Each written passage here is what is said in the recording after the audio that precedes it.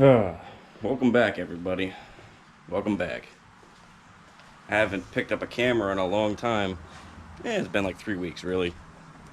But that's because everything's been so hectic around here. I've been working on a lot of different things, non-correlated, correlated. I work a lot. Like I told everybody before, I work 7 days on, 7 days off, 12-hour shifts. And I'm off this week, so that means that we get to do some car projects today. Excuse me, I just woke up. Got a shower, got my hair did. But anyway, I put up a vote last week, seeing what car everybody liked on the channel the most, whether it be the wagon, the Cutlass, the Camaro, or of course Riley's Subaru wagon.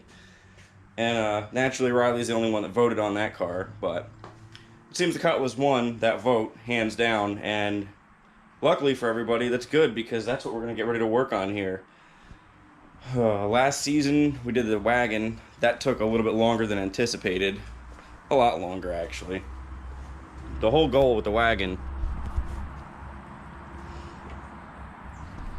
was, while my 455 is down in the machine shop, I could take his 455 home, get that ready to go, put it in his car before that engine came back from the machine shop. Well, it didn't go that way. So if you watched my live stream, you would have remembered that the 455 on the stand had a small problem with it, and I had to send it back to the machine shop. Well, I just got it back yesterday.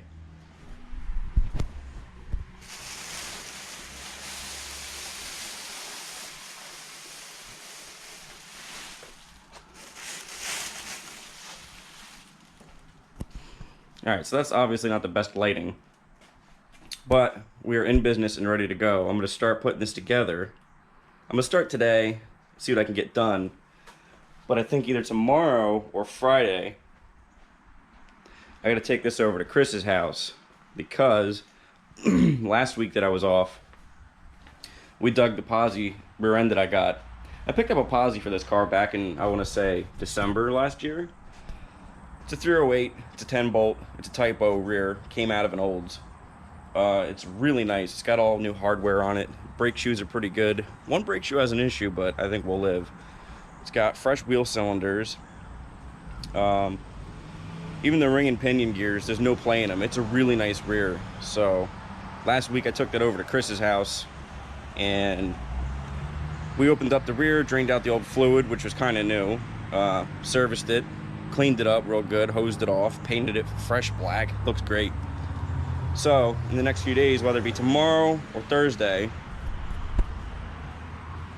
we got to take this over to Chris's house to slide that rear out from under her. And we're gonna start by putting the posi in. The plan is to do the posi on this car first, drive it around, see how it feels. Should feel great, but it's a starting point. Then, once this is all put together, we're going to slide that motor up under the hood, get it all dialed in, drive it around for a few weeks, do all the tuning it requires, because you know how it goes when you put a motor in a car. You're constantly doing adjustments to it for the first few weeks, playing with timing, doing carb adjustments, all that kind of crap. And after that is said and done, I've got a Muncie 4-speed next door that I still need to get shifter for. I got to get rods, I got to get clutch pedals, Z-bar, all that crap. But I've got a freshly rebuilt M20 over there that's going to go in here also. So 455 M20 with a posi. It should make a really decent street car. It's not going to be a stoplight to stoplight warrior, but I think this thing's going to dominate on the highway, having a 308 in the back. It's looking good, but it's going to look even better. I'm on the fence whether do I paint the motor now or do I fully assemble it and then paint it. And I think I'm going to put it together first and then paint it, which is usually the opposite of how I do things. But when you paint a motor first and then you start putting it together, you got to watch where the oil goes, make sure you don't get oil all over the paint, you don't scratch it, all that stuff. So if you want a little sneak peek of what the color's gonna look like, there's the timing cover. It's a factory Olds 455, blue, green, whatever you want to call it. It's kind of like a teal. nice looking. And here's the oil fill tube also. I painted that up already. Looks good. 350 still on my garage floor on a nice little stand on a skid with wheels. That's got to get wrapped up and stored away, out of my way. If you look around, my garage is a complete mess. There's all the brake parts for my Camaro. I got to do rotors, brake pads. The shoes are all right. I'm going to do wheel cylinders, brake hoses, so and e-brake cables. Got to get that done this week. Yeah, there's more 455 parts on the floor: balancer, flywheel, brackets, carburetors. That's a I don't know if this is a 750 or an 800 CFM. Chris gave that to me. It came with his Firebird. The Firebird's a 2-barrel, and they gave him that carburetor with the car when he bought it. But it's actually for an Oldsmobile. Chris looked at the code, and that is the 750 that was on the wagon that I found on that 77 Impala wagon in the junkyard that we ran at my dad's car for the longest time with the 350. Oh, I gotta show you guys what I did to the Camaro. Get ready for this. You guys are gonna laugh or you're gonna love it.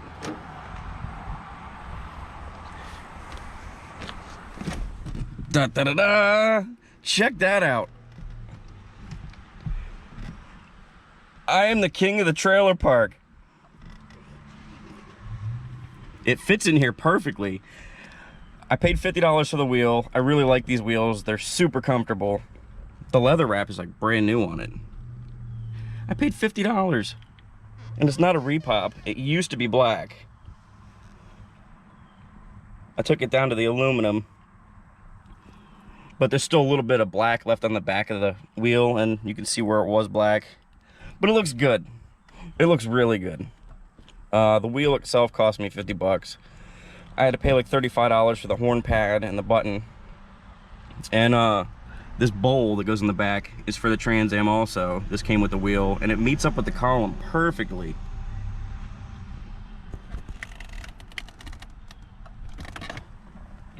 So that's that. And somebody's calling me. Uh-oh. It's Zach, the mini stuntman destroyer. Let's see what he wants. And we're back. Just in case anybody's wondering, because I had a few people ask, what else are you going to do with the Camaro? Is it done? Are you going to have any plans for it? It's done.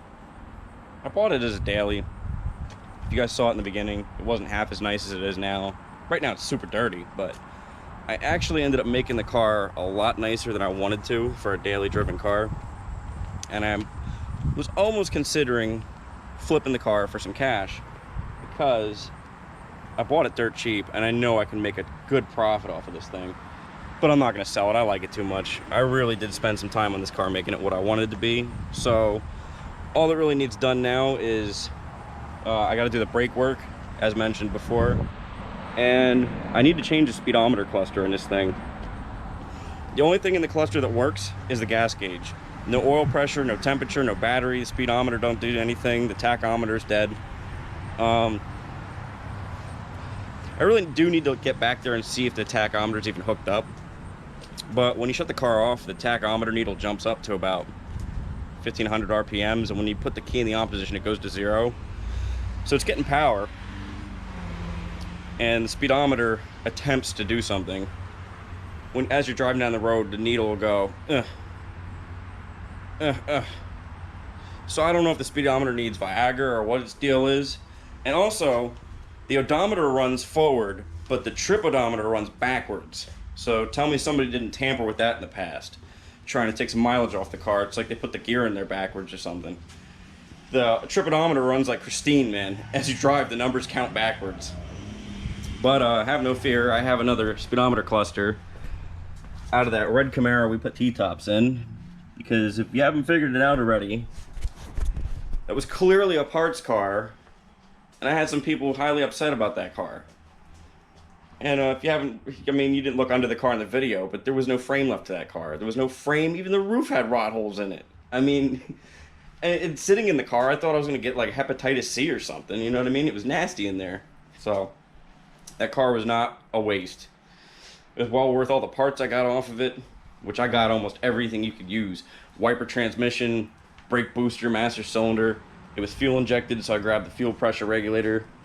Everything that was usable was taken off that car, except for the banged up body panels.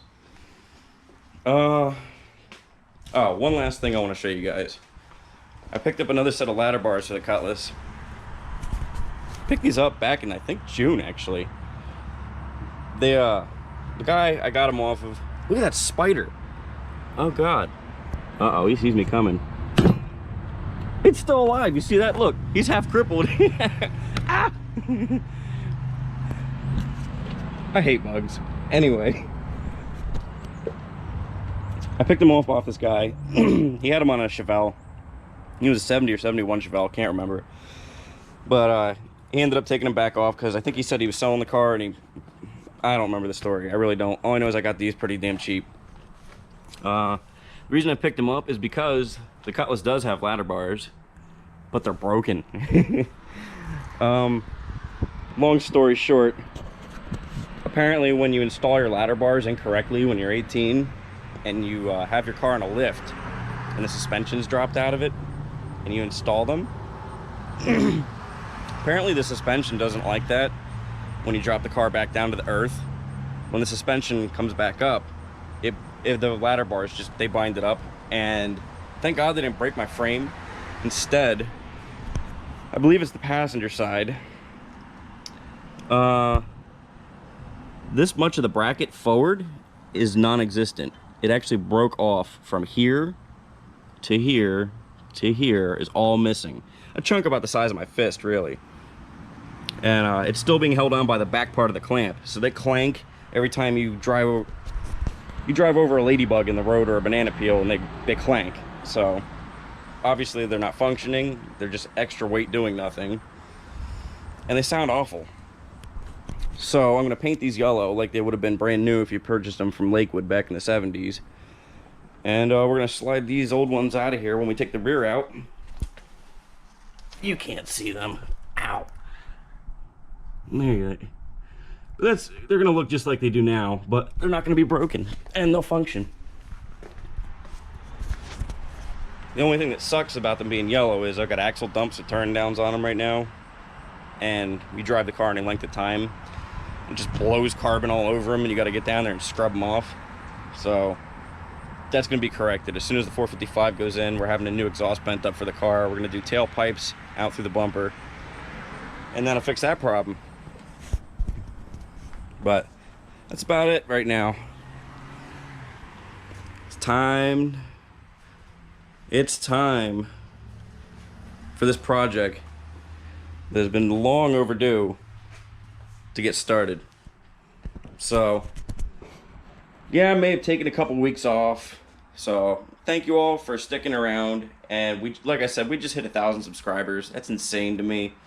When I started this YouTube show, I didn't do this to become famous, become noticed, become rich. I didn't do this for any of that. I just did it because, hey, everybody else can make a YouTube channel, why can't I? And yeah, you guys seem to like the junk that I work on, so thanks for sticking around. And yeah, I mean, get ready for the Cutlass. I'm excited, man. So hopefully you guys are as excited as I am. Just woke up. And I'll see you in the next video. See you guys later.